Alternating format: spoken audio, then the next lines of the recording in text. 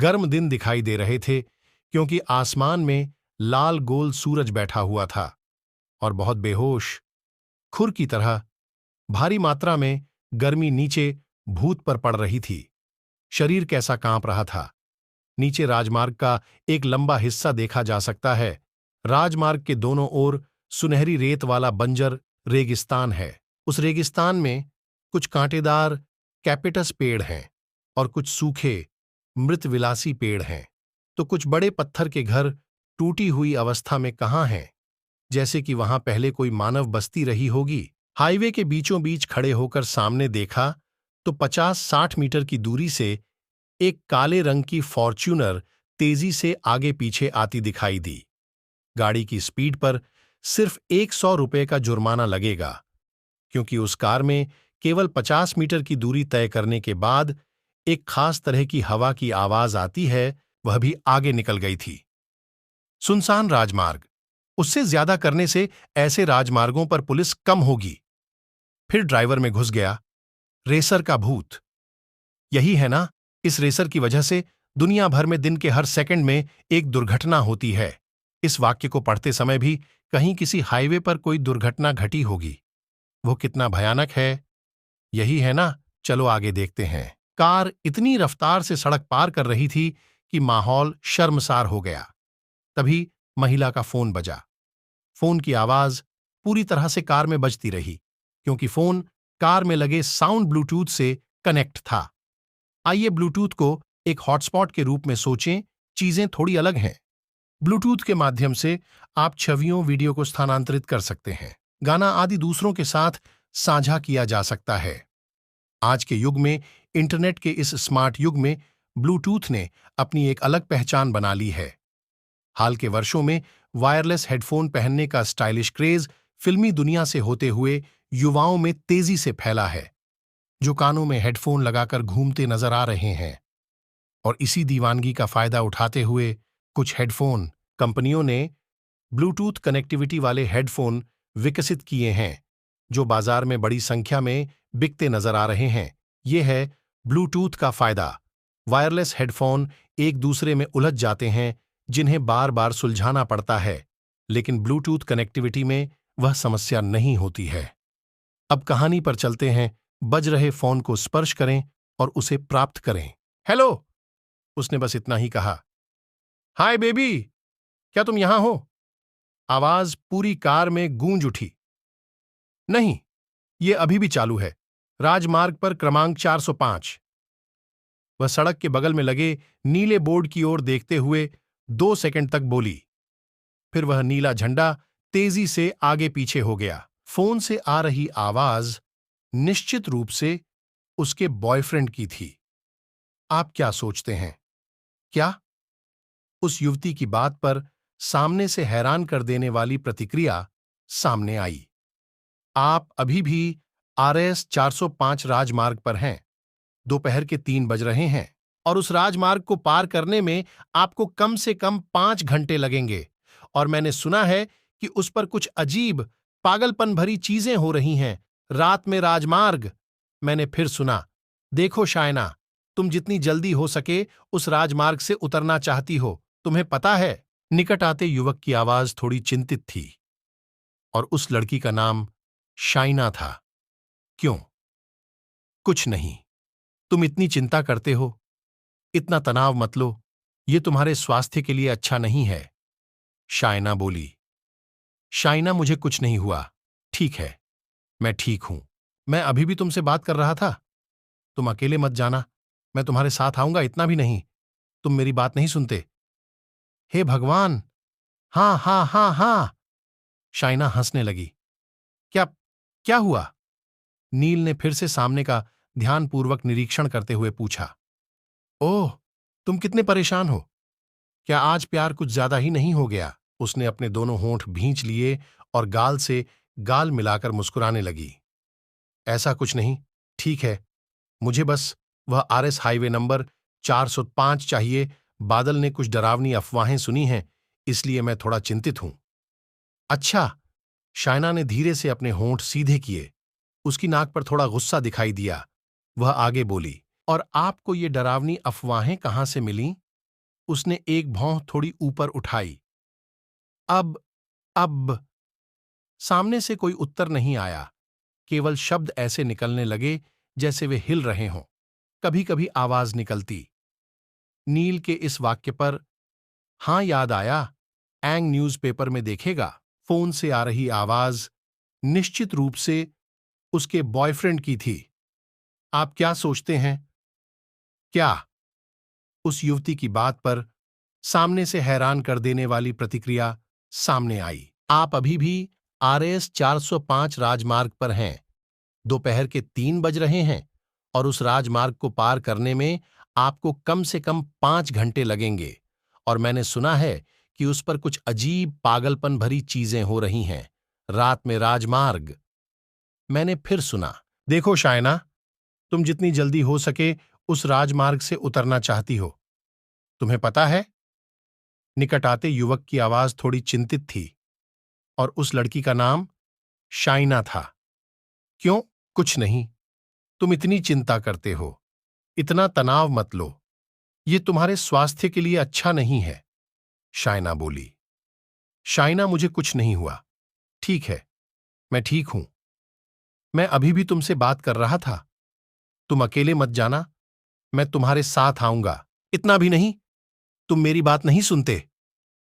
हे भगवान! हाँ हाँ हाँ हाँ। शाइना हंसने लगी। क्या?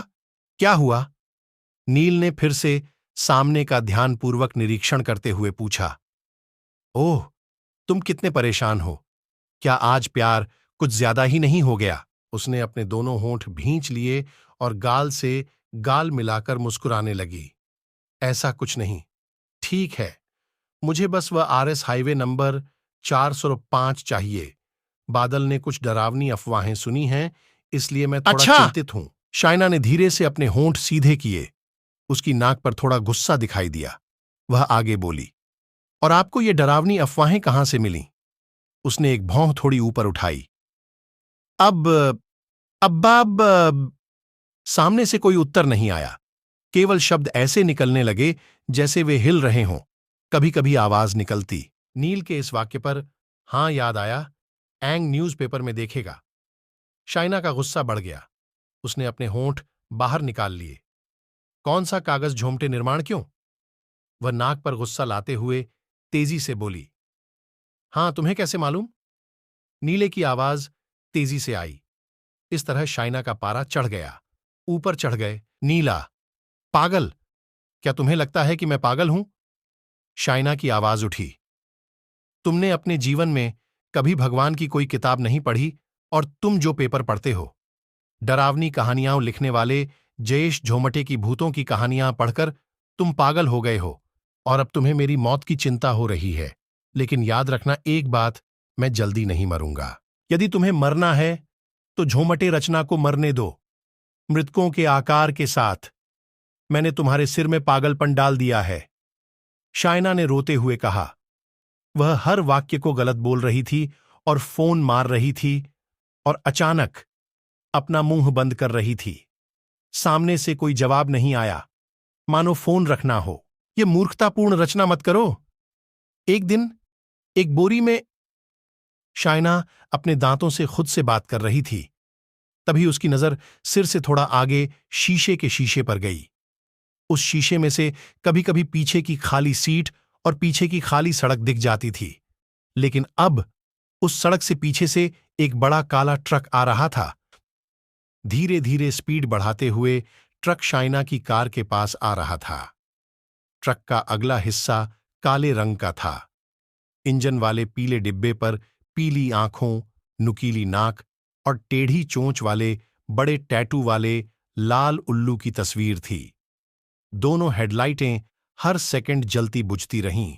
405 नंबर प्लेट वाले दोनों टायरों के बीच में चेन की कुछ कतारें रखी हुई थीं और वे गंदी आवाज करते हुए एक दूसरे को छू रही थीं। शाइना ने एक बार यह देखने का फैसला किया कि ट्रक ड्राइवर की जगह कौन है, लेकिन व्यर्थ गया क्योंकि शीशा काला हो गया था, जैसे कि कांच था ही नहीं। अंधेरे अंधेरे मकड़ी कोशिकाओं का अंधेरा जमा हो गया था और कांच से चिपक गया था। आसपास का इलाका पूरी तरह से कब्रिस्तान में तब्दील हो गया था। यह एक भयानक दिखने वाला ट्रक है। बिस्तर का टीवी पर नील जोमटे क्रिएशन का सीरियल चेटक्याच जंगल सीजन 2 देख रहा था। 2 आदमी शहर में काम करते हैं और हर साल 6 महीने काम करते हैं कि वे कुछ दिनों के लिए अपने गांव में रहने वाले हैं। हमेशा की तरह वे एक परिचित रिक्शे से गांव जाते हैं, लेकिन अचानक जंगल में रिक्शा रुक जाता है और शुरू होता है एक अजीब सा रोमांच, यह याद करते हुए कि कैसे एक भूतिया ट्रक ने उन दोनों की जान ले ली। शाइना का शरीर एक भयानक हॉर्न की आवाज सुनकर कांप उठा। उस आवाज को सुनकर शाइना की घबराहट थोड़ी देर के लिए तेजी से धड़कने लगी। उसका शरीर कांप गया, उसके कान गर्म हो गए, उसके पेट में डर भर गया। स्टीयरिंग व्हील पर हाथ रखकर उसने पीछे मुड़कर देखा तो उसे झटका लगा, क्योंकि ट्रक पीछे वाले डीके से महज 5-10 मीटर की दूरी पर था। अगर यह थोड़ा और आगे आ जाता तो क्या होता?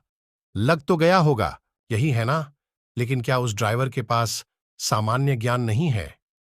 ट्रक को इतने करीब लाने का उसका उद्देश्य क्या था? या ड्राइवर की सीट पर कोई विक्षिप्त पागल बैठा था? थोड़ी देर बाद शाइना को डर कम लग रहा था और ट्रक ड्राइवर पर गुस्सा ज्यादा आ रहा था, लेकिन उसने खुद को रोक लिया, क्योंकि सड़क का पता नहीं था। चारों तरफ सिर्फ रेत थी, कांटे थे। तो पागलपन भरी घटनाएं किससे उत्पन्न नहीं होंगी? या गुस्से में आकर हमें मार डाले तो? यदि तुम अपने शरीर को मारकर इस रेगिस्तान की सुनहरी रेत में गाड़ दोगे तो कौन समझने वाला है? इधर की खबरें उधर नहीं होंगी। तभी उसने ड्राइवर को आगे जाने देने के लिए धीरे से अपना एक हाथ खुली खिड़की से बाहर निकाला। खुनावल 2 गियर, थोड़ा नीचे। उसके पीछे वाला ट्रक धीरे धीरे उसकी फॉर्च्यूनर से आगे निकल गया और आगे बढ़ने लगा। शाइना ट्रक के लाल रंगे लकड़ी के दरवाजे की खुली चौकोर खिड़की से देखती। तभी उसने देखा, ड्राइवर की सीट पर एक सिर पर सफेद बाल थे और शरीर की त्वचा भूरी थी और शरीर पर कुछ भी नहीं था। जैसे ही ट्रक का अगला हिस्सा आगे बढ़ा, ट्रक के पाइप से काला धुआं शाइना की नाक में चला गया। गंध से शाइना का सिर सचमुच घूम गया और वह मुंह से खांसने लगी। तब तक ट्रक आगे बढ़ चुका था। फिर उसने धीरे से ट्रक के पीछे देखा। 2 चलती शीटों पर लाल रंग से नाम लिखा हुआ था और पीछे 2 लाल बत्तियां जल रही थीं और बत्तियां नीचे चिपकी हुई थीं। एक पर राम और दूसरे पर चांद। नाम देखकर शाइना गुस्से से आग बबूला हो गईं। भाड़ में जाओ रामचंद, यह कहते हुए वह खुली खिड़की से बाहर थूक दी। ट्रक आगे बढ़ गया।